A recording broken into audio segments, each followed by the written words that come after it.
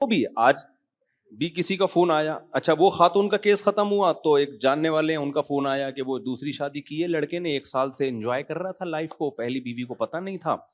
जब पहली को पता चला है तो इतना दबाव उसके ऊपर आ गया है लड़के के ऊपर, तो लड़का बेचारा बहुत मजबूर होके दूसरी को छोड़ना चाह रहा है।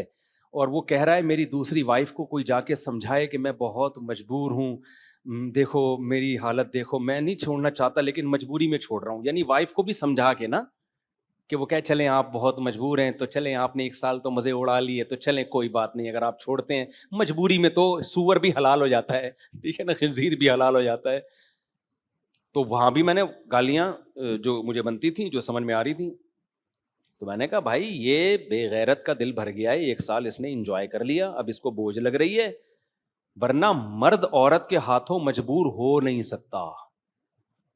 आदमी आदमी है भाई, पजामा थोड़ी है।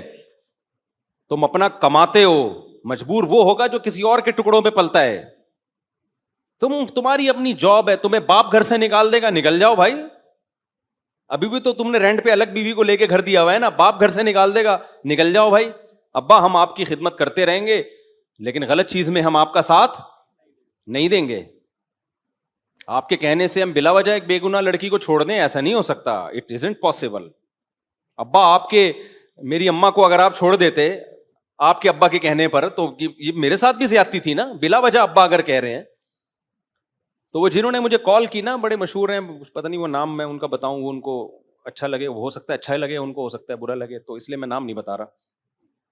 तो उन्होंने कहा भाई वो अब हाथ पांव फूल रहे हैं, उसके पकड़ा गया। मैंने कहा हाथ पांव फूल रहे हैं, दो मेरी तरफ से खींच के आप भी लगा दो, ताकि उस ना इम्यून सिस्टम उसका क्या हो, स्ट्रांग हो जाए।